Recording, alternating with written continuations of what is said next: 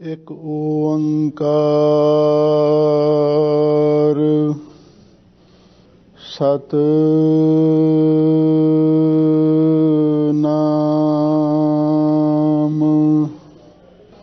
करता पुरख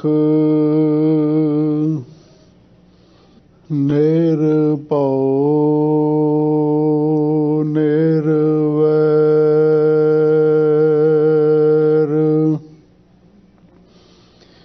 अकाल मूरत अजूनी सैभं गुर प्रसाद जप आदि सच जुगादि सच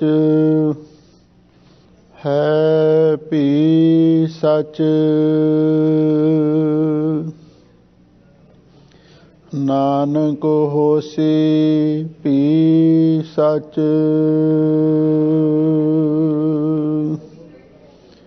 बलिहारी गोरे अपने दिवहाड़ी सदवार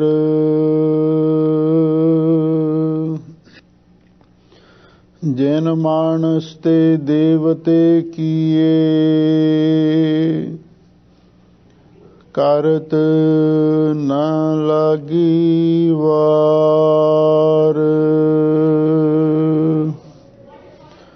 अमृत बाणी हर हर तेरी सोण सोण होवे परम गत मेरी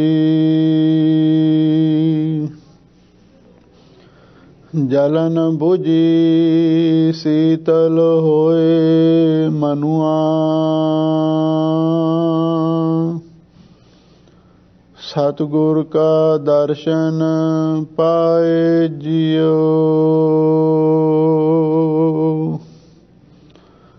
जीता जियो पिंड सब तेरा तू अंतर जामी पुरख भगवान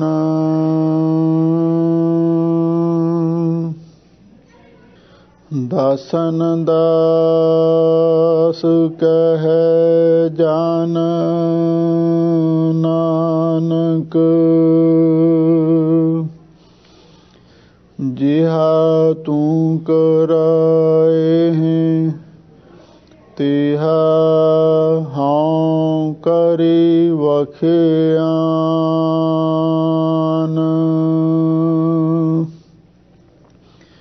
दासन दास कह जान नानक जिहा तू कराए हैं तिहा हाँ करी वखियान। वाहिगुरु साहिब जीओ। सलोक महला दूजा।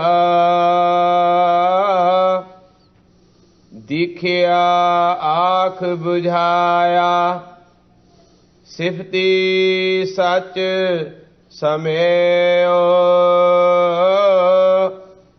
तिनको क्या उपदेसिए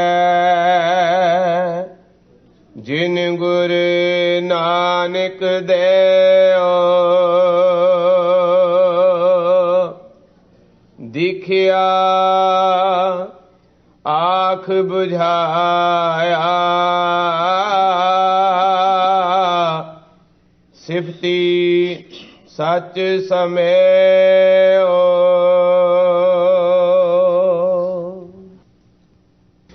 वाहिगुरु जी का खालसा वाहिगुरु जी की फतेह। परम सम्मानयोग ਸਤਿਗੁਰੂ ਮਹਾਰਾਜ ਦੀ ਸਾਜੀ ਨਿਵਾਜੀ ਹੋਈ ਗੁਰੂ ਖਾਲਸਾ ਸਾਧ ਸੰਗਤ ਜੀਓ, ਸਤਿਗੁਰੂ ਨੇ ਅਪਾਰ ਬਖਸ਼ਿਸ਼ ਕੀਤੀ। ਆਪ ਸੰਗਤਾਂ ਪਿਛਲੇ ਕੁਝ ਸਮੇਂ ਤੋਂ ਸਤਿਗੁਰੂ ਦੀ ਅੰਮ੍ਰਿਤਮਈ ਬਾਣੀ ਦੀ ਲੜੀਵਾਰ ਮਨੋਹਰ ਕਥਾ ਸਰਵਣ ਕਰ ਰਹੇ ਹੋ। ਕਥਾ ਦਾ ਮਹਾਤਮ ਸਤਿਗੁਰੂ ਨੇ ਬਾਣੀ ਵਿੱਚ ਬੇਅੰਤ ਲਿਖਿਆ ਹੈ। ਸੁਣ ਹਰ ਕਥਾ ਉਤਾਰੀ ਮੈਲ, ਮਹਾ ਪੁਨੀਤ ਭਏ ਸੁਖ ਸੈਲ। ਚਰਹਿ ਕਸੰਮਲ ਪਾਪ ਤੇਰੇ ਮਨੁਆ, ਅੰਮ੍ਰਿਤ ਕਥਾ ਸੰਤ ਸੰਗ ਸੁਨੁਆ। ਸਾਹਿਬ ਸਤਿਗੁਰੂ ਸੱਚੇ ਪਾਤਸ਼ਾਹ ਨੇ ਇਸ ਪਾਵਨ ਅੰਮ੍ਰਿਤ ਰੂਪ ਬਾਣੀ ਦੀ ਕਥਾ ਨੂੰ ਸਭ ਤੇ ਉਤਮ ਹਰ ਕੀ ਕਥਾ, ਨਾਮ ਸੁਨਤ ਦਰਦ ਦੁਖ ਲੱਥਾ ਕਹਿ ਕੇ ਸ਼੍ਰੋਮਣੀ ਦਰਜਾ ਦਿੱਤਾ ਹੈ। ਸਾਧਨ ਤਾਂ ਹੋਰ ਵੀ ਬਹੁਤ ਨੇ, ਪਰ ਸਤਿਗੁਰੂ ਦਾ ਇਹ ਫੈਸਲਾ ਹੈ ਸਭ ਸੈ ਉਪਰ ਗੁਰ ਸ਼ਬਦ ਵਿਚਾਰ। ਸਭ ਤੋਂ ਸਰਵੋਤਮ, ਸਭ ਤੋਂ ਸ਼੍ਰੋਮਣੀ ਗੁਰੂ ਸ਼ਬਦ ਦੀ ਹੀ ਵਿਚਾਰ ਹੈ। ਠੀਕ ਹੈ, ਦੁਨੀਆ ਦੇ ਵਿੱਚ ਹੋਰ ਵੀ ਧਰਮ ਗ੍ਰੰਥ ਨੇ, ਹੋਰ ਵੀ ਬਾਣੀਆਂ ਨੇ, ਪਰ ਗੁਰੂ ਅਮਰਦਾਸ ਮਹਾਰਾਜ ਨੇ ਇਹ ਫੈਸਲਾ ਕਰ ਦਿੱਤਾ, ਆਵੋ ਸਿੱਖ ਸਤਿਗੁਰੂ ਕੇ ਪਿਆਰਿਓ, ਗਾਵੋ ਸੱਚੀ ਬਾਣੀ। ਬਾਣੀ ਤਾਂ ਗਾਵੋ ਗੁਰੂ ਕੇਰੀ, ਬਾਣੀਆਂ ਸਿਰ ਬਾਣੀ। ਸਤਿਗੁਰੂ ਦੀ ਬਾਣੀ ਸ਼੍ਰੋਮਣੀ ਬਾਣੀ ਹੈ। ਸਤਿਗੁਰੂ ਦੀ ਬਾਣੀ ਕਿਸੇ ਮਨੁੱਖ ਦੀ ਰਚਨਾ ਨਹੀਂ ਹੈ। ਇਹ ਕਿਸੇ ਕਵੀ ਦੀ ਕਵਿਤਾ ਵੀ ਨਹੀਂ ਹੈ। ਇਹ ਕਿਸੇ ਲਿਖਾਰੀ ਦੀ ਲਿਖਤ ਵੀ ਨਹੀਂ ਹੈ। ਇਹ ਬਾਣੀ ਹੈ ਕਿ ਇਹਦੇ ਬਾਰੇ ਧੰਨ ਗੁਰੂ ਨਾਨਕ ਦੇਵ ਮਹਾਰਾਜ ਦੇ ਬਚਨ ਹਨ, ਜੈਸੀ ਮੈਂ ਆਵੈ ਖਸਮ ਕੀ ਬਾਣੀ, ਤੈਸੜਾ ਕਰੀ ਗਿਆਨ ਵੇ ਲਾਲੋ।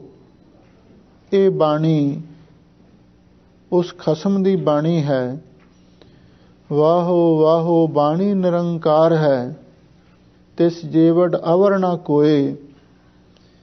ਇਹ ਬਾਣੀ ਉਸ ਨਿਰੰਕਾਰ ਦੀ ਬਾਣੀ ਹੈ।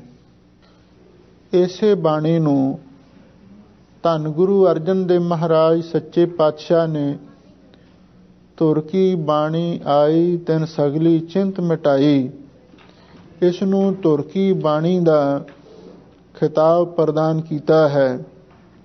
ਸਾਹਿਬ ਸਤਿਗੁਰੂ ਸੱਚੇ ਪਾਤਸ਼ਾਹ ਨੇ ਸਾਡੇ ਕਲਯੁਗੀ ਜੀਵਾਂ ਤੇ ਇੱਕ ਬਹੁਤ ਵੱਡਾ ਪਰਉਪਕਾਰ ਕੀਤਾ ਹੈ। ਗੁਰਬਾਣੀ ਦਾ ਅਮੋਲਕ ਖਜ਼ਾਨਾ, ਬੇਸ਼ਕੀਮਤ ਭੰਡਾਰ ਸਾਨੂੰ ਬਖਸ਼ਿਸ਼ ਕੀਤਾ ਹੈ। ਰਤਨਾ ਰਤਨ ਪਦਾਰਥ, ਬਹੁ ਸਾਗਰ ਭਰਿਆ ਰਾਮ। ਬਾਣੀ ਗੁਰਬਾਣੀ ਲਾਗੇ, ਤਿੰਨ ਹੱਥ ਚੜ੍ਹਿਆ ਰਾਮ। ਭਾਈ ਸਾਹਿਬ ਭਾਈ ਗੁਰਦਾਸ ਜੀ ਨੇ ਇਸ ਬਾਣੀ ਦੀ ਮਹਿਮਾ ਦੇ ਸੰਬੰਧ ਵਿੱਚ ਲਿਖਿਆ ਹੈ, ਜੈਸੇ ਤੋ ਸਕਲ ਨਿਧ ਪੂਰਨ ਸਮੁੰਦਰ ਵਿਖੈ, ਹੰਸ ਮਾਰ ਜੀਵਾ ਨੇ ਚੋ ਪ੍ਰਸਾਦ ਪਾਵਈ। ਜੈਸੇ ਪਰਬਤ ਮਦ ਹੀਰੇ ਮਾਣਕ ਪਾਰ ਸਿੱਧ, ਖਾਨ ਵਾਰਾ ਖਾਨ ਜਗ ਵਿਖੈ ਪ੍ਰਗਟਾਵਈ।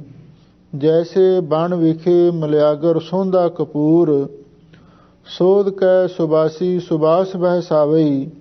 ਤੈਸੇ ਗੁਰਬਾਣੀ ਵਿਖੇ ਸਕਲ ਪਦਾਰਥ ਹੈ। ਜੋਈ ਜੋਈ ਖੋਜੈ ਸੋਈ ਸੋਈ ਨਿਪ ਜਾਵਈ। ਗੁਰੂ ਅਰਜਨ ਦੇਵ ਮਹਾਰਾਜ ਸੱਚੇ ਪਾਤਸ਼ਾਹ ਨੇ ਇਸ ਗੁਰਬਾਣੀ ਨੂੰ ਇੱਕ ਵਡਮੁੱਲਾ ਖਜ਼ਾਨਾ ਲਿਖਿਆ। ਪਿਉ ਦਾਦੇ ਕਾ ਖੋਲ ਡਿਠਾ ਖਜ਼ਾਨਾ। ਤਾਂ ਮੇਰਾ ਮਨ ਭਇਆ ਨਿਧਾਨਾ। ਰਤਨ ਲਾਲ ਜਾ ਕਾ ਕਛੂ ਨਾ ਮੋਲ। ਪਰੇ ਭੰਡਾਰ ਅਖੂਟ ਅਤੋਲ। ਖਾਵੈ ਹੈ ਖਰਚਾ ਹੈ ਰਲ ਮਿਲ ਭਾਈ। ਟੋਟ ਨਾ ਆਵੈ ਵਧ ਦੋ ਜਾਈ। ਗੁਰਬਾਣੀ ਇੱਕ ਐਸੀ ਅਮੋਲਕ ਦਾਤ ਹੈ ਜਿਸ ਦੇ ਨਾਲ ਸਾਰੇ ਸੰਸਾਰ ਨੂੰ, ਸਾਰੀ ਮਾਨਵਤਾ ਨੂੰ, ਸਾਰੀ ਸ੍ਰਿਸ਼ਟੀ ਨੂੰ ਹੀ ਆਤਮਕ ਸ਼ਾਂਤੀ ਪ੍ਰਾਪਤ ਹੋ ਸਕਦੀ ਹੈ। ਕਿਉਂ ਸਤਿਗੁਰੂ ਦੇ ਬਚਨ ਹਨ, ਪਸ਼ੂ ਪ੍ਰੇਤ ਮੁਗਧ ਕਉ ਤਾਰੇ। ਪਾਹਨ ਪਾਰੋ ਤਾਰੇ। ਨਾਨਕ ਦਾਸ ਤੇਰੀ ਸਰਣਾਈ। ਸਦਾ ਸਦਾ ਬਲਿਹਾਰੇ। ਬਾਣੀ ਵਿੱਚ ਮਹਾਨ ਸ਼ਕਤੀ ਹੈ। ਇਹ ਪਸ਼ੂਆਂ ਦਾ, ਪ੍ਰੇਤਾਂ ਦਾ, ਮੂਰਖਾਂ ਦਾ, ਪੱਥਰਾਂ ਦਾ ਵੀ ਉਧਾਰ ਕਰ ਸਕਦੀ ਹੈ। ਸਤਿਗੁਰੂ ਦੀ ਬਾਣੀ ਇੱਕ ਜਹਾਜ਼ ਹੈ। ਜਹਾਜ਼ 'ਤੇ ਚਾਹੇ ਕੋਈ ਵੀ ਵਸਤੂ ਰੱਖ ਦਿਓ, ਚਾਹੇ ਲੋਹਾ ਰੱਖ ਦਿਓ, ਪੱਥਰ ਰੱਖ ਦਿਓ, ਉਹਨੂੰ ਵੀ ਪਾਰ ਕਰ ਦਿੰਦਾ ਹੈ। ਇਸੇ ਲਈ ਸਤਿਗੁਰੂ ਦੀ ਬਾਣੀ 'ਤੇ ਕੋਈ ਵੀ ਟੇਕ ਭਰੋਸਾ ਧਾਰਨ ਕਰ ਲਵੇ, ਇਹ ਗੁਰਬਾਣੀ ਸਭ ਦਾ ਹੀ ਕਲਿਆਣ ਕਰਦੀ ਹੈ। ਇਸੇ ਲਈ ਤਾਂ ਹਜ਼ੂਰ ਨੇ ਇਹ ਵੀ ਲਿਖਿਆ ਹੈ, ਕੋਈ ਗਾਵੈ ਕੋ ਸੁਣੈ ਕੋਈ ਕਰੈ ਵਿਚਾਰ। ਕੋ ਉਪਦੇਸ਼ੈ ਕੋ ਦ੍ਰਿੜੈ ਤਿਸ ਕਾ ਹੋਏ ਉਧਾਰ। ਕੋਈ ਵਿਰਲਾ ਹੀ ਗੁਰਬਾਣੀ ਨੂੰ ਗਾਉਂਦਾ ਹੈ ਤੇ ਕੋਈ ਵਿਰਲਾ ਹੀ ਇਸ ਗੁਰਬਾਣੀ ਨੂੰ ਪ੍ਰੇਮ ਦੇ ਨਾਲ ਸੁਣਦਾ ਹੈ। ਕੋਈ ਵਿਰਲਾ ਹੀ ਇਸ ਗੁਰਬਾਣੀ ਦੀ ਵਿਚਾਰ ਨੂੰ ਕਰਦਾ ਹੈ। ਕੋਈ ਵਿਰਲਾ ਹੀ ਇਸ ਬਾਣੀ ਦੇ ਉਪਦੇਸ਼ ਨੂੰ ਸਮਝਦਾ ਹੈ। ਪਰ ਹਜ਼ੂਰ ਕਹਿੰਦੇ ਕੋ ਦ੍ਰਿੜੈ। ਇਹਨਾਂ ਸਾਰਿਆਂ ਵਿੱਚੋਂ ਕੋਈ ਵਿਰਲਾ ਹੀ ਗੁਰਬਾਣੀ ਦੇ ਸਿਧਾਂਤ ਨੂੰ, ਗੁਰਬਾਣੀ ਦੇ ਉਪਦੇਸ਼ ਨੂੰ ਆਪਣੇ ਮਨ ਵਿੱਚ ਦ੍ਰਿੜ ਕਰਦਾ ਹੈ। ਤੇ ਹਜ਼ੂਰ ਕਹਿੰਦੇ ਜਿਹੜਾ ਵੀ ਇਸ ਗੁਰਬਾਣੀ ਦੇ ਉਪਦੇਸ਼ ਨੂੰ ਆਪਣੇ ਮਨ ਵਿੱਚ ਦ੍ਰਿੜ ਕਰ ਲੈਂਦਾ ਹੈ, ਦ੍ਰਿੜ ਕਰਨ ਤੋਂ ਮੁਰਾਦ ਹੈ ਐਨ ਚੰਗੀ ਤਰ੍ਹਾਂ ਆਪਣੇ ਮਨ ਵਿੱਚ ਗੰਢ ਦੇ ਲੈਂਦਾ ਹੈ, ਆਪਣੇ ਮਨ ਵਿੱਚ ਵਸਾ ਲੈਂਦਾ ਹੈ, ਤਿਸ ਕਾ ਹੋਏ ਉਧਾਰ। ਤੇ ਫਿਰ ਉਸ ਦਾ ਅਵਸ਼ ਉਧਾਰ ਹੋ ਜਾਂਦਾ ਹੈ। ਗੁਰਬਾਣੀ ਸਾਡਾ ਗੁਰੂ ਵੀ ਹੈ। ਸਭ ਤੋਂ ਵੱਡੀ ਗੁਰਬਾਣੀ ਦੀ ਤਾਰੀਫ ਇਹ ਹੈ ਕਿ ਬਾਣੀ ਸਾਡਾ ਗੁਰੂ ਹੈ। ਬਹੁਤ ਸਾਰੇ ਲੋਕ ਇਸ ਉੱਤੇ ਸ਼ੰਕਾ ਵੀ ਕਰਦੇ ਹਨ। ਧੰਨ ਗੁਰੂ ਗੋਬਿੰਦ ਸਿੰਘ ਸਾਹਿਬ ਮਹਾਰਾਜ ਸੱਚੇ ਪਾਤਸ਼ਾਹ ਨੇ ਆਪਣੇ ਤੋਂ ਬਾਅਦ ਆਪਣਾ ਉੱਤਰਾਅਧਿਕਾਰੀ ਲੱਭਣ ਵਾਸਤੇ ਮਹਾਨ ਯਤਨ ਕੀਤੇ, ਪਰ ਉਹਨਾਂ ਨੂੰ ਯੋਗ ਉੱਤਰਾਅਧਿਕਾਰੀ ਨਾ ਮਿਲ ਸਕਿਆ। ਫਿਰ ਉਹਨਾਂ ਨੇ ਆਪਣੇ ਸਿੱਖਾਂ ਨੂੰ, ਖਾਲਸੇ ਪੰਥ ਨੂੰ, ਸਾਹਿਬ ਸ੍ਰੀ ਗੁਰੂ ਗ੍ਰੰਥ ਸਾਹਿਬ ਜੀ ਨੂੰ ਗੁਰੂ ਮੰਨਣ ਦਾ ਆਦੇਸ਼ ਕਰ ਦਿੱਤਾ। ਇਹ ਗੱਲ ਕੁਝ ਇਸ ਤਰ੍ਹਾਂ ਦੀ ਮਹਿਸੂਸ ਹੁੰਦੀ ਹੈ ਜਿਵੇਂ ਕਿ ਧੰਨ ਗੁਰੂ ਗੋਬਿੰਦ ਸਿੰਘ ਸਾਹਿਬ ਮਹਾਰਾਜ ਸੱਚੇ ਪਾਤਸ਼ਾਹ ਨੇ ਇਸ ਕੰਮ ਨੂੰ ਕਿਸੇ ਮਜਬੂਰੀ ਦੇ ਵਸ ਕੀਤਾ ਹੋਵੇ, ਪਰ ਐਸਾ ਹਰਗਿਜ਼ ਨਹੀਂ। ਬਾਣੀ ਤੇ ਗੁਰੂ ਕਾ ਸ਼ਬਦ ਆਦਿ ਜੁਗਾਦ ਤੋਂ ਹੀ ਸਿੱਖਾਂ ਦਾ ਗੁਰੂ ਚਲਿਆ ਆਉਂਦਾ ਸੀ। ਪਹਿਲਾਂ ਵੀ ਗੁਰੂ ਸੀ, ਹੁਣ ਵੀ ਗੁਰੂ ਹੈ ਤੇ ਫਿਰ ਵੀ ਗੁਰੂ ਹੋਵੇਗਾ। ਕਿਉਂ? ਧੰਨ ਗੁਰੂ ਨਾਨਕ ਦੇਵ ਮਹਾਰਾਜ ਸੱਚੇ ਪਾਤਸ਼ਾਹ ਸਿੱਖ ਧਰਮ ਦੇ ਸੰਸਥਾਪਕ ਸਨ। ਧੰਨ ਗੁਰੂ ਨਾਨਕ ਦੇਵ ਮਹਾਰਾਜ ਸੱਚੇ ਪਾਤਸ਼ਾਹ ਨੇ ਸ਼ਬਦ ਗੁਰੂ ਦੀ ਬੁਨਿਆਦ ਆਪ ਕਾਇਮ ਕੀਤੀ। ਤੁਸੀਂ ਆਖੋਗੇ ਇਹ ਕਿੱਥੇ ਲਿਖਿਆ ਹੋਇਆ ਹੈ? सतगुरु दी बाणी दी ये एक अटल गवाही है, क्योंकि धुर की बाणी में जो भी लिखिया है वो पूरा पूरा सच है। सिद्धा ने धन गुरु नानक ते महाराज दे चरनां विच सवाल किया, तेरा कवन गुरु जिसका तू चेला। तां गुरु नानक साहिब जी दा दो टुक फैसला सी, शब्द गुरु सुरत तुन चेला। साडा गुरु शब्द है ते सुरत चेला सिख है। शब्द गुरु दी बुनियाद धन गुरु नानक ते महाराज ने आप रखी।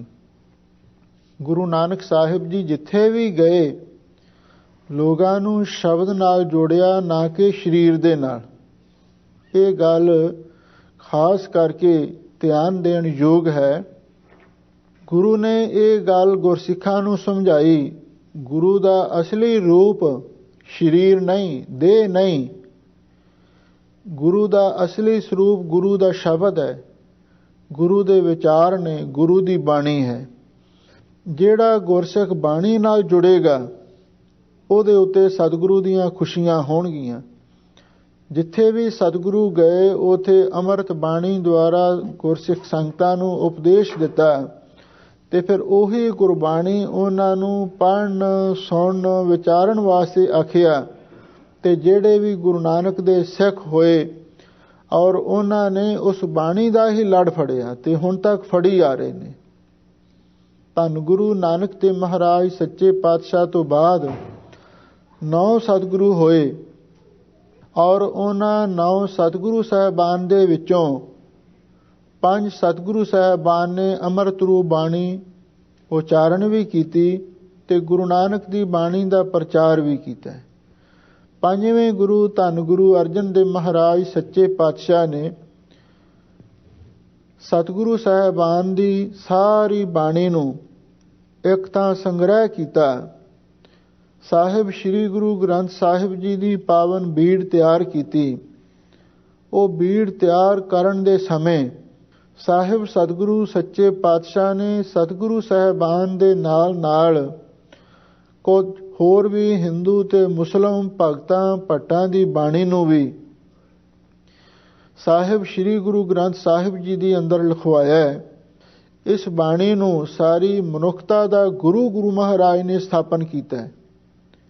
ये गल वखरी है कि असीं सिख लोग साहिब श्री गुरु ग्रंथ साहिब जी नूं अपना गुरु तस्लीम करते हाँ, क्योंकि सानू सतगुरु दा हुक्म है, आज्ञा पई अकाल की तबे चलायो पंथ, सब सिखण को हुक्म है गुरु मान्यो ग्रंथ।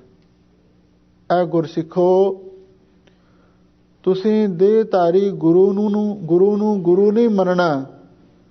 सिखां दा गुरु शब्द है, सिखां दा गुरु बाणी है। बाणी ते शब्द दा आधार साहिब श्री गुरु ग्रंथ साहिब जी हन। इसलिए सिखां दा गुरु श्री गुरु ग्रंथ साहिब जी महाराज ने। पर याद रखो, साहिब श्री गुरु ग्रंथ साहिब जी शब्द दा बाणी दा आधार ने। असली गुरु शब्द ते बाणी ही है। ये ऐसा पावन पवित्र शब्द गुरु दा सिद्धांत सतगुरु ने गुरसिखां नूं बख्शिश कीता है। गुरबाणी विच एक बहुत सुंदर बचन आया है, सो गुर करो जे बहुर ना करना। भाई गुरु वो धारण करो जिन्हों एक बारी गुरु धारण करके फिर दोबारा होर गुरु धारण करन दी लोड़ ही ना रवे। ये जिहड़ी गुरबाणी दी पंक्ति है ना, सो गुर करो जे बहुर ना करना, जदों आपां इहदी भी डुंगियाई दे विच विचार करांगे, ये भी शब्द गुरु दी ही वडियाई कीती गई है। क्योंकि शब्द गुरु ही अजिहा गुरु है जिहड़ा कदी मरदा नहीं, जिहड़ा कदी जमदा नहीं। शब्द गुरु अमर है, शब्द गुरु अखंड है। इसलिए साहिब श्री गुरु ग्रंथ साहिब जी नूं असीं जुगो जुग अटल सतगुरु दा नाम देने हाँ। जुगो जुग अटल सतगुरु ਦੇਹਧਾਰੀ ਜੁਗੋ ਜੁਗ ਅਟਲ ਸਤਿਗੁਰੂ ਕਦੀ ਵੀ ਨਹੀਂ ਹੋ ਸਕਦਾ। ਜੁਗੋ ਜੁਗ ਅਟਲ ਸਤਿਗੁਰੂ ਸਾਹਿਬ ਸ੍ਰੀ ਗੁਰੂ ਗ੍ਰੰਥ ਸਾਹਿਬ ਜੀ ਹੀ ਹੋ ਸਕਦੇ ਨੇ। ਕਈ ਵਾਰ ਸਾਹਿਬ ਸ੍ਰੀ ਗੁਰੂ ਗ੍ਰੰਥ ਸਾਹਿਬ ਜੀ ਦੇ ਸਰੂਪ ਬਿਰਧ ਵੀ ਹੋ ਜਾਂਦੇ ਨੇ, ਪੱਤਰੇ ਵੀ ਪੁਰਾਣੇ ਹੋ ਜਾਂਦੇ ਨੇ, ਜਿਲਦ ਵੀ ਪੁਰਾਣੀ ਹੋ ਜਾਂਦੀ ਹੈ, ਪਰ ਯਾਦ ਰੱਖੋ ਜਿਹੜਾ ਗੁਰੂ ਦਾ ਸ਼ਬਦ ਹੈ, ਗੁਰੂ ਦੀ ਬਾਣੀ ਹੈ, ਉਹਦੇ ਉੱਤੇ ਉਸ ਚੀਜ਼ ਦਾ ਕੋਈ ਅਸਰ ਨਹੀਂ। ਅਸਲੀ ਤਾਂ ਬਾਣੀ ਗੁਰੂ ਹੈ, ਅਸਲੀ ਤੇ ਸ਼ਬਦ ਗੁਰੂ ਹੈ। ਕਾਗਜ਼ ਪੁਰਾਣੇ ਹੋ ਸਕਦੇ ਨੇ, ਸਿਆਹੀ ਵੀ ਮੱਧਮ ਪੈ ਸਕਦੀ ਹੈ, ਪਰ ਗੁਰੂ ਦਾ ਸ਼ਬਦ, ਗੁਰੂ ਦੀ ਬਾਣੀ ਅਮਰ ਤੇ ਅਟਲ ਹੈ, ਉਹਨੂੰ ਕੋਈ ਖਤਰਾ ਨਹੀਂ। ਇਸੇ ਲਈ ਸਾਹਿਬ ਸਤਿਗੁਰੂ ਸੱਚੇ ਪਾਤਸ਼ਾਹ ਨੇ ਜੋ ਇਹ ਪਵਿੱਤਰ ਬਚਨ ਆਖੇ ਨੇ ਵੀ ਉਹ ਗੁਰੂ ਧਾਰਨ ਕਰੋ ਜਿਸ ਨੂੰ ਧਾਰਨ ਕਰਕੇ ਹੋਰ ਗੁਰੂ ਦੀ ਲੋੜ ਹੀ ਮੁੱਕ ਜਾਵੇ। ਸਾਹਿਬ ਸ੍ਰੀ ਗੁਰੂ ਗ੍ਰੰਥ ਸਾਹਿਬ ਜੀ ਹੀ ਪੂਰੇ ਸਤਿਗੁਰੂ ਹਨ। ਇਹਨਾਂ ਤੋਂ ਬਿਨਾਂ ਜਿਹੜੇ ਦੇਹਧਾਰੀ ਗੁਰੂਆਂ ਨੂੰ ਗੁਰੂ ਮੰਨੀ ਬੈਠੇ ਨੇ, ਤੇ ਇੱਕ ਦੇਹਧਾਰੀ ਗੁਰੂ ਮਰਦਾ ਫਿਰ ਦੂਜੇ ਗੁਰੂ ਦੇ ਕੋਲ ਜਾਣਾ ਪੈਂਦਾ, ਉਹਨੂੰ ਗੁਰੂ ਧਾਰਨ ਕਰਨਾ ਪੈਂਦਾ। ਉਹ ਮਰ ਜਾਵੇ ਤੀਜੇ ਗੁਰੂ ਨੂੰ ਭਾਲਦੇ ਫਿਰਦੇ ਨੇ। ਪਰ ਸਿੱਖਾਂ ਵਿੱਚ ਐਸਾ ਕੋਈ ਰਿਵਾਜ ਨਹੀਂ। ਜਦੋਂ ਇੱਕ ਵਾਰੀ ਸਾਹਿਬ ਸ੍ਰੀ ਗੁਰੂ ਗ੍ਰੰਥ ਸਾਹਿਬ ਜੀ ਨੂੰ ਗੁਰੂ ਧਾਰਨ ਕਰ ਲਿਆ ਤੇ ਫਿਰ ਹੋਰ ਗੁਰੂ ਧਾਰਨ ਕਰਨ ਦੀ ਲੋੜ ਹੀ ਮੁੱਕ ਜਾਂਦੀ ਹੈ। ਹੁਣ ਇੱਕ ਸਵਾਲ ਇਹ ਪੈਦਾ ਹੁੰਦਾ ਹੈ ਬਈ ਸਾਹਿਬ ਸ੍ਰੀ ਗੁਰੂ ਗ੍ਰੰਥ ਸਾਹਿਬ ਜੀ ਨੂੰ ਗੁਰੂ ਧਾਰਨ ਕਿਵੇਂ ਕੀਤਾ ਜਾਂਦਾ ਹੈ?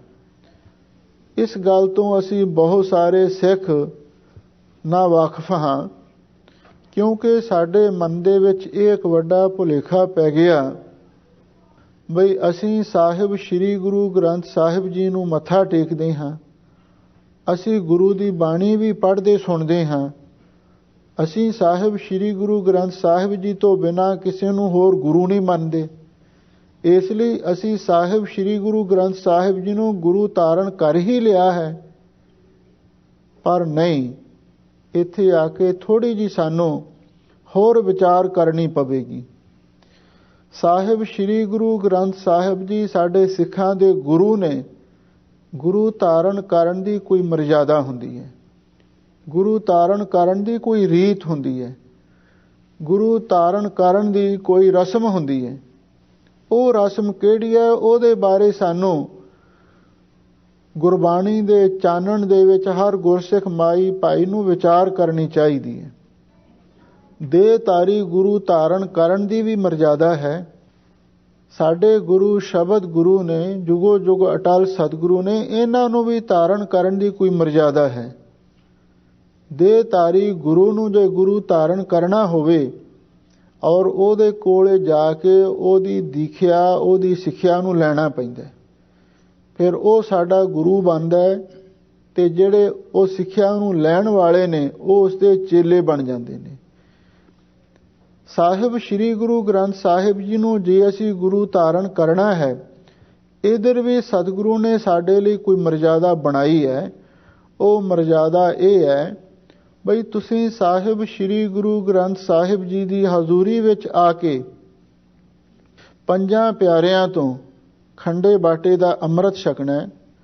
ਪੰਜ ਪਿਆਰੇ ਸਾਨੂੰ ਗੁਰੂ ਕੀ ਹਜ਼ੂਰੀ ਵਿੱਚ ਮੂਲ ਮੰਤਰ, ਗੁਰ ਮੰਤਰ, ਜਿਸ ਨੂੰ ਦੀਖਿਆ, ਗੁਰੂ ਦੀ ਸਿੱਖਿਆ, ਗੁਰਮਤਿ ਨਾਮ ਵੀ ਆਖਿਆ ਜਾਂਦਾ, ਦ੍ਰਿੜ ਕਰਵਾਉਂਦੇ ਹਨ। ਤੇ ਜਦੋਂ ਕੋਈ ਵੀ ਗੁਰਸਿੱਖ ਮਾਈ ਭਾਈ ਜੋ ਗੁਰੂ ਦੀ ਮਰਜ਼ਾਦਾ ਹੈ ਉਹਦੇ ਅਨੁਸਾਰ ਪੰਜਾਂ ਪਿਆਰਿਆਂ ਤੋਂ ਖੰਡੇ ਬਾਟੇ ਦੇ ਅੰਮ੍ਰਿਤ ਨਾਲ ਗੁਰੂ ਦੀਖਿਆ ਤੇ ਗੁਰੂ ਸਿੱਖਿਆ ਨੂੰ ਤੇ ਗੁਰਮਤਿ ਨਾਮ ਨੂੰ ਦ੍ਰਿੜ ਕਰ ਲਵੇ ਤੇ ਫਿਰ ਉਹ ਧੰਨ ਸ਼੍ਰੀ ਗੁਰੂ ਗ੍ਰੰਥ ਸਾਹਿਬ ਜੀ ਨੂੰ ਆਪਣਾ ਗੁਰੂ ਧਾਰਨ ਕਰ ਲੈਂਦਾ। ਇਸ ਮਰਜ਼ਾਦਾ ਨੂੰ ਅਸੀਂ ਅਣਗੌਲਿਆ ਕੀਤਾ ਹੋਇਆ ਹੈ। ਹਰ ਗੁਰਸਿੱਖ ਮਾਈ ਭਾਈ ਨੂੰ ਇਹਦੇ ਬਾਰੇ ਗੌਰ ਕਰਨਾ ਚਾਹੀਦਾ ਹੈ। ਦੇਹਧਾਰੀ ਗੁਰੂ ਨੂੰ ਵੀ ਉਹਨਾਂ ਚਿਰ ਗੁਰੂ ਨਹੀਂ ਧਾਰਨ ਕੀਤਾ ਜਾ ਸਕਦਾ ਜਿੰਨਾ ਚਿਰ ਤੱਕ ਉਹਦੇ ਕੋਲੋਂ ਗੁਰੂ ਦੀਖਿਆ, ਕੋਈ ਸਿੱਖਿਆ ਜਾਂ ਨਾਮ ਨਾ ਲਿਆ ਜਾਵੇ। ਤੇ ਸਾਹਿਬ ਸ੍ਰੀ ਗੁਰੂ ਗ੍ਰੰਥ ਸਾਹਿਬ ਜੀ ਨੂੰ ਆਪਾਂ ਕਿਵੇਂ ਗੁਰੂ ਧਾਰਨ ਕਰ ਲਿਆ? ਜਦੋਂ ਕਿ ਗੁਰੂ ਦੀ ਦੱਸੀ ਹੋਈ ਬਖਸ਼ੀ ਹੋਈ ਮਰਜ਼ਾਦਾ ਦੇ ਅਨੁਸਾਰ ਨਾ ਕੋਈ ਗੁਰੂ ਦੀਖਿਆ, ਨਾ ਗੁਰੂ ਸਿੱਖਿਆ, ਨਾ ਗੁਰੂ ਗੁਰਮਤਿ ਨਾਮ ਦੀ ਅਸੀਂ ਪ੍ਰਾਪਤੀ ਕੀਤੀ ਹੈ। ਸਾਹਿਬ ਸ੍ਰੀ ਗੁਰੂ ਗ੍ਰੰਥ ਸਾਹਿਬ ਸਾਡੇ ਗੁਰੂ ਕਿਵੇਂ ਬਣ ਸਕਦੇ ਨੇ? ਇਹ ਇੱਕ ਅਸੀਂ ਵੱਡਾ ਪਰਮ ਪਾਲੀ ਬੈਠੇ ਹਾਂ ਬਈ ਅਸੀਂ ਗੁਰੂ ਨੂੰ ਮੱਥਾ ਟੇਕ ਲਿਆ, ਗੁਰੂ ਦੀ ਬਾਣੀ ਪੜ੍ਹ ਸੁਣ ਲਈ, ਇਸ ਲਈ ਇਹੀ ਕਿਤੇ ਗੁਰੂ ਧਾਰਨ ਕਰਨ ਦੀ ਨਿਸ਼ਾਨੀ ਹੈ। ਪਰ ਇਹ ਇੱਕ ਬਹੁਤ ਵੱਡਾ ਭੁਲੇਖਾ ਸਾਡੇ ਮਨਾਂ ਵਿੱਚ ਪਿਆ ਹੋਇਆ ਹੈ। ਜਿੰਨਾ ਚਿਰ ਤੱਕ ਗੁਰੂ ਦੀ ਦੱਸੀ ਹੋਈ ਮਰਜ਼ਾਦਾ ਅਨੁਸਾਰ ਅਸੀਂ ਗੁਰੂ ਦੀਖਿਆ ਨੂੰ, ਗੁਰੂ ਸਿੱਖਿਆ ਨੂੰ ਤੇ ਗੁਰਮਤਿ ਨਾਮ ਨੂੰ ਦ੍ਰਿੜ ਨਹੀਂ ਕਰ ਲੈਂਦੇ ਤੇ ਉਹਨਾਂ ਚਿਰ ਤੱਕ ਨਾ ਸਾਹਿਬ ਸ੍ਰੀ ਗੁਰੂ ਗ੍ਰੰਥ ਸਾਹਿਬ ਜੀ ਸਾਡੇ ਸਤਿਗੁਰੂ ਬਣ ਸਕਦੇ ਨੇ ਤੇ ਨਾ ਹੀ ਅਸੀਂ ਗੁਰੂ ਦੇ ਸਿੱਖ ਸਦਵਾ ਸਕਦੇ ਹਾਂ। ਇਹ ਇੱਕ ਅਟਲ ਸਚਾਈ ਹੈ। ਇਹ ਇੱਕ ਗੁਰਮਤਿ ਦਾ ਹਕੀਕੀ ਸਿਧਾਂਤ ਹੈ। ਜੇ ਅਸੀਂ ਇਸ ਨੂੰ ਪ੍ਰਵਾਨ ਕਰਾਂਗੇ ਤੇ ਫਿਰ ਹੀ ਅਸੀਂ ਗੁਰੂ ਮਹਾਰਾਜ ਦੀਆਂ ਖੁਸ਼ੀਆਂ ਪ੍ਰਾਪਤ ਕਰ ਸਕਦੇ ਹਾਂ। ਧੰਨ ਗੁਰੂ ਨਾਨਕ ਦੇਵ ਮਹਾਰਾਜ ਸੱਚੇ ਪਾਤਸ਼ਾਹ ਤੋਂ ਬਾਅਦ ਸਾਡੇ ਦੂਜੇ ਸਤਿਗੁਰੂ ਧੰਨ ਗੁਰੂ ਅੰਗਦ ਦੇਵ ਮਹਾਰਾਜ ਸੱਚੇ ਪਾਤਸ਼ਾਹ ਹੋਏ, ਜਿਨ੍ਹਾਂ ਨੇ ਗੁਰੂ ਨਾਨਕ ਸਾਹਿਬ ਜੀ ਦਾ ਪੂਰਨ ਹੁਕਮ ਮੰਨਿਆ ਤੇ ਪੂਰਨ ਹੁਕਮ ਮੰਨ ਕੇ ਗੁਰੂ ਸਿੱਖ ਗੁਰੂ ਹੈ ਏਕੋ ਗੁਰ ਉਪਦੇਸ਼ ਚਲਾਏ ਦੇ ਵਾਕ ਅਨੁਸਾਰ ਗੁਰੂ ਬਣ ਗਏ, ਗੁਰਤਾ ਗੱਦੀ ਤੇ ਸੁਸ਼ੋਭਤ ਹੋ ਗਏ। ਧੰਨ ਗੁਰੂ ਅੰਗਦ ਦੇਵ ਮਹਾਰਾਜ ਸੱਚੇ ਪਾਤਸ਼ਾਹ ਨੂੰ ਗੁਰਤਾ ਗੱਦੀ ਬਖਸ਼ਿਸ਼ ਕਰਨ ਉਪਰੰਤ ਧੰਨ ਗੁਰੂ ਨਾਨਕ ਦੇਵ ਮਹਾਰਾਜ ਸੱਚੇ ਪਾਤਸ਼ਾਹ ਨੇ ਹੁਕਮ ਕੀਤਾ ਕਿ ਤੁਸੀਂ ਹੁਣ ਖਡੂਰ ਸਾਹਿਬ ਚਲੇ ਜਾਓ। ਬੈਠ ਖਡੂਰਾ ਜੋਤ ਜਗਾਈ ਤੇ ਗੁਰੂ ਅੰਗਦ ਦੇਵ ਮਹਾਰਾਜ ਸੱਚੇ ਪਾਤਸ਼ਾਹ ਖਡੂਰ ਸਾਹਿਬ ਪਿੰਡ ਵਿੱਚ ਆ ਗਏ, ਜਿਹੜਾ ਅਸਲੀ ਗੁਰੂ ਮਹਾਰਾਜ ਦਾ ਜਨਮ ਅਸਥਾਨ ਸੀ। ਉਹ ਤਾਂ ਮੱਤੇ ਦੀ ਸਰਾਂ ਸੀ, ਜਿਸ ਨੂੰ ਨਾਂਗੇ ਦੀ ਸਰਾਂ ਵੀ ਹੁਣ ਆਖਿਆ ਜਾਂਦਾ ਹੈ।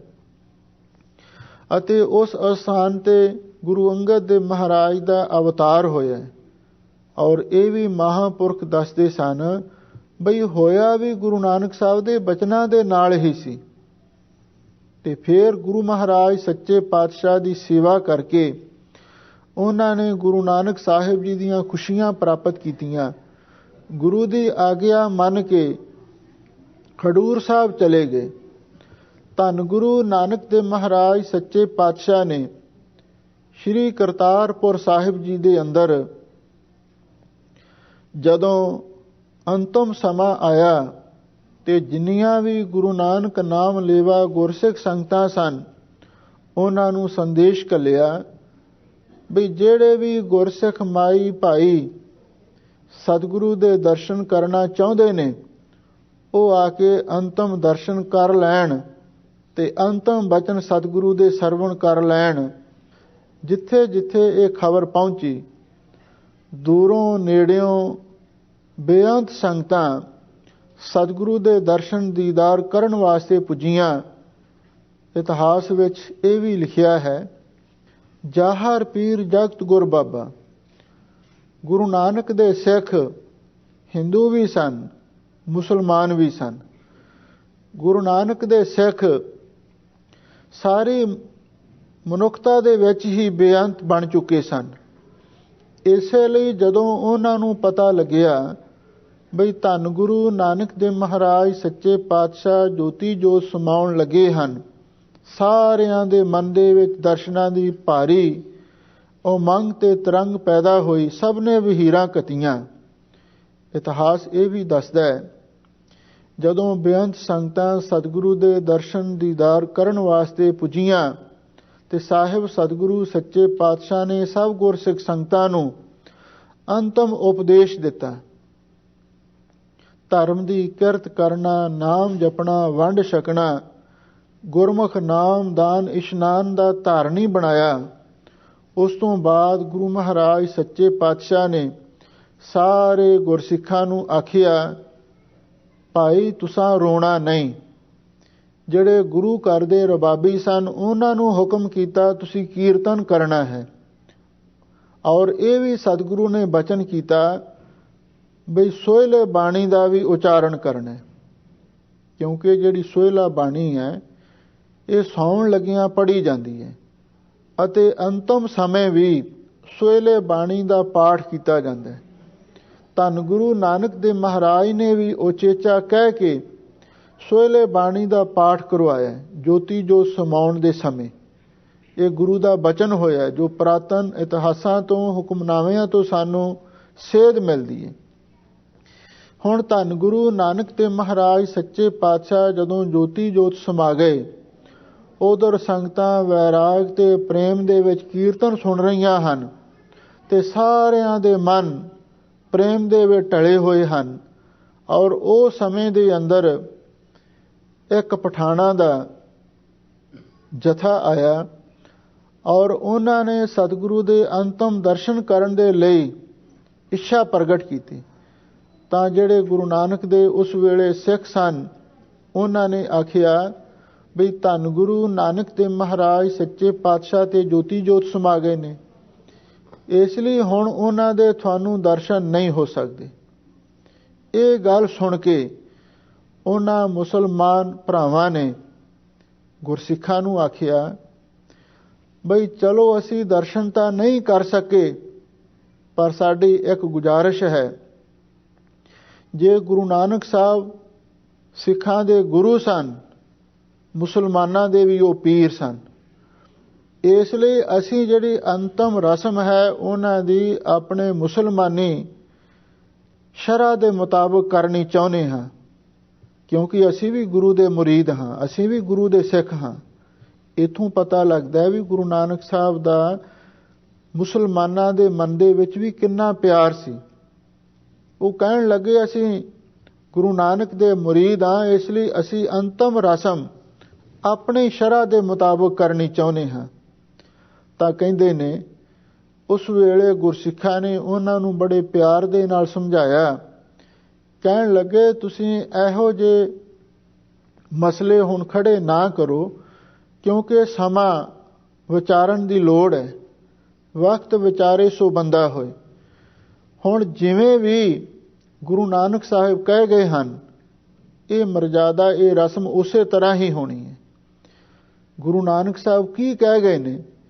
ਗੁਰੂ ਨਾਨਕ ਸਾਹਿਬ ਸੱਚੇ ਪਾਤਸ਼ਾਹ ਇਹ ਗੱਲ ਕਹਿ ਗਏ ਹਨ, ਬਾਬਾ ਮੜੀ ਮੇ ਨਾ ਗੋਰ ਮੇ ਬਾਬਾ ਗੁਰੂ ਅੰਗਦ ਕੇ ਹੀਏ ਮੇ, ਵੀ ਬਾਬੇ ਨੂੰ ਕਿਸੇ ਗੋਰ ਕਬਰ ਦੇ ਵਿੱਚੋਂ ਤੇ ਮੜੀਆਂ ਵਿੱਚੋਂ ਨਾ ਭਾਲਦੇ ਫਿਰਿਓ। ਬਾਬਾ ਗੁਰੂ ਨਾਨਕ ਗੁਰੂ ਅੰਗਦ ਦੇ ਵਿੱਚ ਜਾ ਕੇ ਬੈਠ ਗਿਆ। ਹੁਣ ਜਿਸ ਨੇ ਗੁਰੂ ਨਾਨਕ ਦੇ ਦਰਸ਼ਨ ਕਰਨੇ ਨੇ ਔਰ ਉਹ ਗੁਰੂ ਅੰਗਦ ਦੇ ਮਹਾਰਾਜ ਦੇ ਜਾ ਕੇ ਦਰਸ਼ਨ ਕਰ ਲਵੇ, ਤੇ ਵਰਨਾ ਕਬਰਾਂ ਦੇ ਵਿੱਚ ਤੇ ਮੜੀਆਂ ਦੇ ਵਿੱਚ ਬਾਬੇ ਦੀ ਆਤਮਾ ਨਹੀਂ ਕਦੇ ਵੀ ਟਿਕ ਸਕਦੀ। ਉਹਨਾਂ ਮੁਸਲਮਾਨ ਭਰਾਵਾਂ ਨੇ ਹਠ ਕੀਤਾ। ਉਧਰ ਦੂਸਰੇ ਪਾਸੇ ਜਿਹੜੇ ਹੋਰ ਸਿੱਖ ਸ਼ਰਧਾਲੂ ਸਨ, ਉਹਨਾਂ ਨੇ ਵੀ ਇਸ ਗੱਲ ਦਾ ਵਿਰੋਧ ਕੀਤਾ। ਤਾਂ ਉਸ ਵੇਲੇ ਜਿਹੜੇ ਸਿਆਣੇ ਗੁਰਸਿੱਖ ਸਨ, ਉਹਨਾਂ ਨੇ ਆਖਿਆ ਤੁਸੀਂ ਲੜਦੇ ਕਿਉਂ ਹੋ? ਆਪਾਂ ਸਤਿਗੁਰੂ ਦੇ ਚਰਨਾਂ ਵਿੱਚ ਅਰਦਾਸ ਕਰਦੇ ਹਾਂ, ਸਤਿਗੁਰ ਜਾਗਤਾ ਹੈ ਦਿਓ, ਸਤਿਗੁਰ ਮੇਰਾ ਸਦਾ ਸਦਾ ਨਾ ਆਵੇ ਨਾ ਜਾਏ, ਉਹ ਅਵਿਨਾਸ਼ੀ ਪੁਰਖ ਹੈ ਸਾਹਮਣੇ ਰਹਿਆ ਸਮਾਏ। ਗੁਰੂ ਕਿਹੜਾ ਚਲੇ ਗਏ ਨੇ, ਠੀਕ ਹੈ, ਪੰਜ ਭੌਤਿਕ ਸਰੀਰ ਉਹਨਾਂ ਨੇ ਤਿਆਗ ਦਿੱਤਾ, ਪਰ ਗੁਰੂ ਦੀ ਆਤਮਾ ਤੇ ਅਮਰ ਹੈ। ਗੁਰੂ ਵਿਅਕਤੀ ਨਹੀਂ, ਗੁਰੂ ਸ਼ਕਤੀ ਹੈ। ਗੁਰੂ ਦੇਹ ਨਹੀਂ, ਗੁਰੂ ਜੋਤ ਹੈ। ਇਸ ਲਈ ਆਪਾਂ ਗੁਰੂ ਨੂੰ ਹਾਜ਼ਰ ਨਾਜ਼ਰ ਸਮਝ ਕੇ ਅਰਦਾਸ ਬੇਨਤੀ ਕਰਦੇ ਹਾਂ। ਜੋ ਸਤਿਗੁਰੂ ਵੱਲੋਂ ਫੈਸਲਾ ਹੋਇਆ ਤੇ ਉਹ ਸਾਰਿਆਂ ਨੂੰ ਮੰਨਣਾ ਚਾਹੀਦਾ। ਇਸ ਗੱਲ ਦੇ ਉੱਤੇ ਸਹਿਮਤੀ ਪ੍ਰਗਟਾਈ ਗਈ। ਸਾਰੀ ਸੰਗਤ ਨੇ ਰਲ ਕੇ ਸਤਿਗੁਰੂ ਦੇ ਚਰਨਾਂ ਵਿੱਚ ਅਰਦਾਸ ਕੀਤੀ। ਅਰਦਾਸ ਤੋਂ ਬਾਅਦ ਸਤਿਗੁਰੂ ਦੇ ਚਰਨਾਂ ਵਿੱਚ ਬੇਨਤੀ ਕੀਤੀ ਗਈ, ਮਹਾਰਾਜ ਤੁਸੀਂ ਆਪਣੇ ਵੱਲੋਂ ਇਹ ਫੈਸਲਾ ਦਿਓ ਬਈ ਤੁਹਾਡੀ ਅੰਤਮ ਜਿਹੜੀ ਕਿਰਿਆ ਹੈ ਉਹ ਕਿਸ ਤਰ੍ਹਾਂ ਹੋਣੀ ਚਾਹੀਦੀ ਹੈ। ਤਾਂ ਉਸ ਵੇਲੇ ਜੋ ਗੁਰੂ ਮਹਾਰਾਜ ਵੱਲੋਂ ਆਵਾਜ਼ ਆਈ, ਪੈਗਾਮ ਆਇਆ, ਜੋ ਸਤਿਗੁਰੂ ਵੱਲੋਂ ਗੁਰਸਿੱਖਾਂ ਨੂੰ ਹੁਕਮ ਹੋਇਆ, ਸਾਰੀ ਸੰਗਤ ਨੂੰ ਫਰਮਾਨ ਹੋਇਆ, ਉਹ ਇਹੀ ਸੀ ਬਈ ਸਾਡੀ ਕੋਈ ਯਾਦਗਾਰ ਨਹੀਂ ਬਣਾਉਣੀ। ਅਤੇ ਦੂਸਰੀ ਗੱਲ ਗੁਰੂ ਮਹਾਰਾਜ ਨੇ ਇਹ ਗੱਲ ਆਖੀ ਬਈ ਤੁਸੀਂ ਕਿਸੇ ਝਗੜੇ ਵਿੱਚ ਨਹੀਂ ਪੈਣਾ, ਤੇ ਬਸ ਤੁਸੀਂ ਮੈਨੂੰ ਸ਼ਰੀਰ ਨਹੀਂ ਸਮਝਣਾ, ਮੈਂ ਸ਼ਰੀਰ ਨਹੀਂ ਹਾਂ। मेरे असली स्वरूप ਨੂੰ ਸਮਝੋ। गुरु जोत है, गुरु शक्ति है, गुरु एक रोशनी है, गुरु एक प्रकाश है। इसलिए तुसी असली गुरु दे स्वरूप ਨੂੰ ਸਮਝੋ। क्यों झगड़े करते हो? जे मेरे दर्शन करने ने ते खडूर साहब जाके गुरु अंगद देव दे कर लवो। मैं ਉਹਦੇ ਵਿੱਚ ਹੁਣ ਜਾ ਕੇ ਬਿਰਾਜਮਾਨ ਹੋ ਚੁੱਕਿਆ ਹਾਂ। ਇੰਨੀ ਗੱਲ ਕਹਿ ਕੇ ਉਹ ਆਵਾਜ਼ ਖਤਮ ਹੋਈ ਤੇ ਜਦੋਂ ਜਾ ਕੇ ਜਿੱਥੇ ਗੁਰੂ ਮਹਾਰਾਜ ਦਾ ਮ੍ਰਿਤਕ ਸਰੀਰ ਪਿਆ ਸੀ ਜਾ ਕੇ ਉੱਥੇ ਵੇਖਿਆ ਤਾਂ ਇਤਿਹਾਸ ਦੱਸਦਾ ਹੈ ਉੱਥੇ ਚਾਦਰ ਦੇ ਹੇਠਾਂ ਫੁੱਲ ਪਏ ਹੋਏ ਸਨ ਤੇ ਗੁਰੂ ਮਹਾਰਾਜ ਦਾ ਸਰੀਰ ਆਲੋਪ ਸੀ।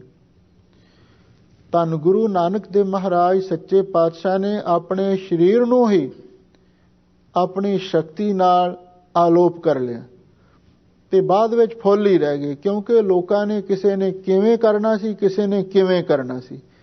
ਇਹ ਝਗੜਾ ਮੁਕਾਉਣ ਦੇ ਲਈ ਵੀ ਕੀ ਹੁਣ ਗੁਰੂ ਨਾਨਕ ਸਾਹਿਬ ਜੀ ਦੀ ਰਸਮ ਹਿੰਦੂ ਧਰਮ ਦੇ ਅਨੁਸਾਰ ਕੀਤੀ ਜਾਵੇ ਜਾਂ ਮੁਸਲਮਾਨੀ ਸ਼ਰਅ ਦੇ ਮੁਤਾਬਕ ਅੰਤਮ ਕਿਰਿਆ ਕੀਤੀ ਜਾਵੇ ਜਾਂ ਸਿੱਖ ਧਰਮ ਦੇ ਅਸੂਲਾਂ ਦੇ ਮੁਤਾਬਕ ਸੰਸਕਾਰ ਕੀਤਾ ਜਾਵੇ, ਕਿਵੇਂ ਹੋਵੇ, ਸਾਰੇ ਝਗੜੇ ਨਿਬੇੜ ਦਿੱਤੇ, ਸਰੀਰ ਹੀ ਆਲੋਪ ਕਰ ਲਿਆ।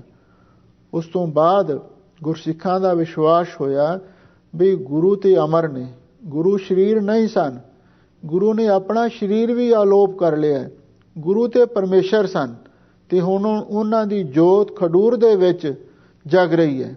ਸਾਰੇ ਗੁਰਸਿੱਖਾਂ ਨੇ ਇਹ ਵਿਸ਼ਵਾਸ ਕੀਤਾ ਔਰ ਕਹਿੰਦੇ ਨੇ ਉਸ ਤੋਂ ਬਾਅਦ ਜਿਹੜਾ ਉਹ ਚਾਦਰਾ ਸੀ ਤੇ ਫੁੱਲ ਸਨ ਉਹ ਅੱਧੋ ਅੱਧੇ ਵੰਡ ਲਏ ਗਏ ਤੇ ਜਿਹੜੇ ਮੁਸਲਮਾਨ ਸਨ ਉਹਨਾਂ ਨੇ ਆਪਣੀ ਸ਼ਰਧਾ ਤੇ ਅਕੀਦਤ ਦੇ ਮੁਤਾਬਕ ਰਾਵੀ ਦੇ ਕੰਢੇ ਤੇ ਔਰ ਉਹ ਚਾਦਰ ਦੀ ਅੰਤਮ ਰਸਮ ਆਪਣੀ ਸ਼ਰਅ ਦੇ ਮੁਤਾਬਕ ਕੀਤੀ ਤੇ ਜਿਹੜੇ ਬਾਕੀ ਸਨ ਉਹਨਾਂ ਨੇ ਉਸ ਥਾਂ ਦੇ ਉੱਤੇ ਇੱਕ ਦਿਉਰਾ ਬਣਾ ਦਿੱਤਾ। ਇੱਕ ਪਾਸੇ ਮੁਸਲਮਾਨਾਂ ਨੇ ਆਪਣੀ ਯਾਦਗਾਰ ਬਣਾਈ ਆਪਣੀ ਮਰਜ਼ੀ ਨਾਲ, ਗੁਰੂ ਦਾ ਹੁਕਮ ਨਹੀਂ ਸੀ, ਤੇ ਦੂਜੇ ਪਾਸੇ ਜਿਹੜੇ ਹਿੰਦੂ ਲੋਕ ਸਨ ਗੁਰੂ ਨਾਨਕ ਦੇ ਸਿੱਖ ਉਹਨਾਂ ਨੇ ਵੀ ਇੱਕ ਦਿਉਰਾ ਬਣਾਇਆ, ਇੱਕ ਯਾਦਗਾਰ ਬਣਾਈ, ਪਰ ਗੁਰੂ ਨੂੰ ਇਹ ਮਨਜ਼ੂਰ ਨਹੀਂ ਸੀ। ਫਿਰ ਕੀ ਪਾਣਾ ਵਰਤਿਆ, ਕੁਝ ਸਮੇਂ ਤੋਂ ਬਾਅਦ ਰਾਵੀ ਦਰਿਆ ਚੜ੍ਹ ਕੇ ਆਇਆ ਔਰ ਉਹ ਦੋਵੇਂ ਹੀ ਯਾਦਗਾਰਾਂ ਨੂੰ ਰੋੜ ਕੇ ਲੈ ਗਿਆ ਤੇ ਨਾ ਉੱਥੇ ਕਬਰ ਰਹੀ ਤੇ ਨਾ ਹੀ ਉੱਥੇ ਦਿਹੁਰਾ ਰਿਹਾ, ਦੋਵੇਂ ਹੀ ਰਾਵੀ ਦਰਿਆ ਦੀ ਭੇਟ ਚੜ੍ਹ ਗਏ। ਇੱਥੋਂ ਪਤਾ ਲੱਗਦਾ ਵੀ ਗੁਰੂ ਮਹਾਰਾਜ ਸੱਚੇ ਪਾਤਸ਼ਾਹ ਦੀ ਇੱਛਾ ਦੇ ਅਨੁਸਾਰ ਹੀ ਹਰ ਗੁਰਸਿੱਖ ਮਾਈ ਭਾਈ ਨੂੰ ਕੰਮ ਕਰਨਾ ਚਾਹੀਦਾ ਹੈ ਤੇ ਜੇ ਗੁਰੂ ਦੀ ਇੱਛਾ ਦੇ ਉਲਟ ਅਸੀਂ ਕੁਝ ਕਰ ਵੀ ਲਵਾਂਗੇ ਤੇ ਸਮਾਂ ਪਾ ਕੇ ਤੇ ਉਹ ਕੁਦਰਤ ਨੂੰ ਅਕਾਲ ਪੁਰਖ ਨੂੰ ਮਨਜ਼ੂਰ ਨਹੀਂ ਹੁੰਦਾ ਤੇ ਫਿਰ ਉਸੇ ਤਰ੍ਹਾਂ ਹੀ ਹੋ ਕੇ ਰਹਿੰਦਾ ਜਿਵੇਂ ਗੁਰੂ ਨੂੰ ਭਾਉਂਦਾ। ਇਸ ਲਈ ਸਾਨੂੰ ਗੁਰੂ ਤੇ ਭਰੋਸਾ ਕਰਨਾ ਚਾਹੀਦਾ।